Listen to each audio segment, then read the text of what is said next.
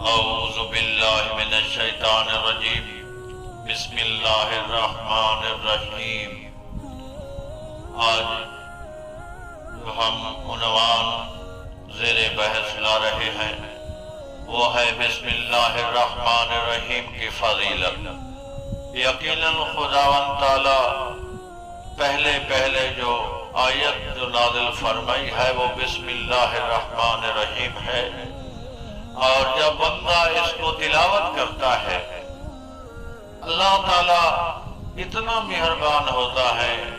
کہ بسم اللہ الرحمن الرحیم کے اندر کیونکہ 3 اسماء گرامی ہیں، ایک اللہ کا ذاتی نام جس طرح کہتے ہیں اور باقی صفاتی ہیں، رحمان اور رحیم بھی آ جاتا ہے۔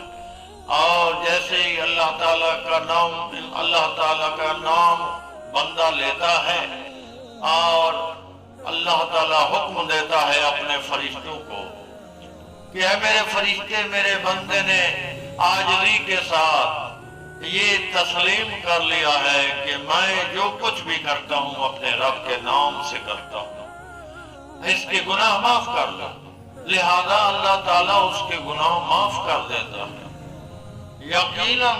جتنی بھی قرآن مجید کی صورتیں ہیں ہر صورت کے ساتھ بسم اللہ الرحمن الرحیم موجود ہے،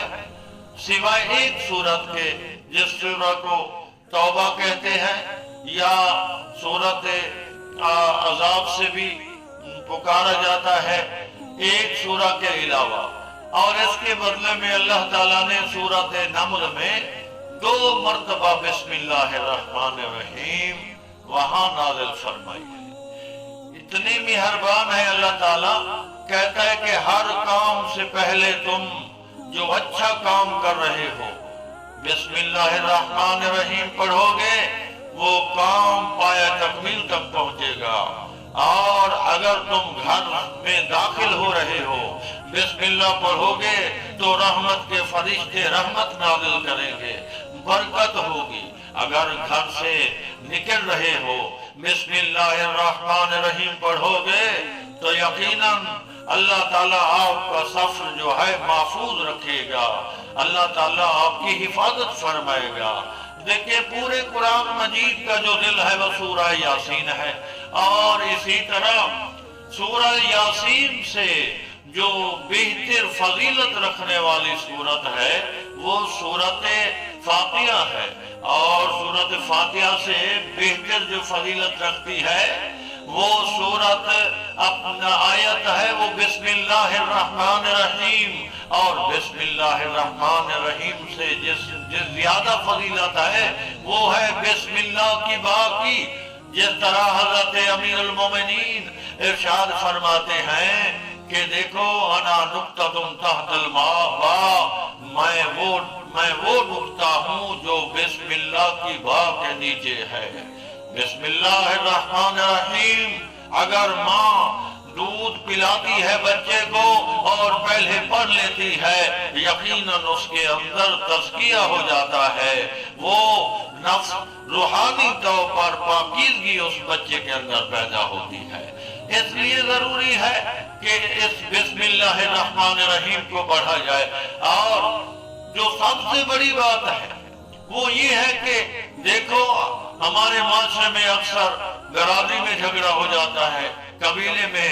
اور اسی طرح ایک گھر میں 2 بھائیوں میں جھگڑا ہو جاتا ہے۔ یہ آج جو میں آپ کو بتا رہا ہوں یقیناً ایک تحفہ ہے، وہ یہ ہے کہ اگر 2 بھائیوں کے درمیان جھگڑا ہے، 2 قبیلوں کے درمیان، برادری کے درمیان 2 مخالف ہیں، یا اکثر ہمارے معاشرے میں اکثر اوقات یہ ہوتا ہے کہ میاں بیوی کے درمیان مخالفت، ناراضگی ہو جاتی ہے، دوری ہو جاتی ہے، اس کا یہ حکم ہے کہ اگر بسم اللہ الرحمن الرحیم کو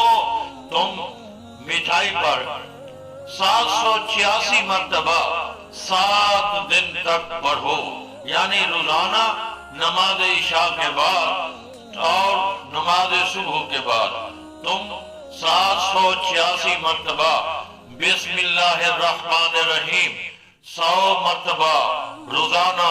نماز عشاء کے بعد اور نماز सुबह के बाद पढ़ते रहो 7 दिन तक। इसके बाद तुम खिलाओगे, उनके अंदर यकीनन मोहब्बत आ जाएगी, कभी उनके दरमियान मुखालफत या झगड़ा नहीं होगा। लिहाजा हमारे लिए यही हुक्म है कि तुम लोगों के लिए आसानियां बताओ। इसलिए आपके लिए जो हुक्म खुदा है, जो मेरे लिए है, हम सब के लिए है, सब कुछ कुरान में मौजूद है। जब तक हम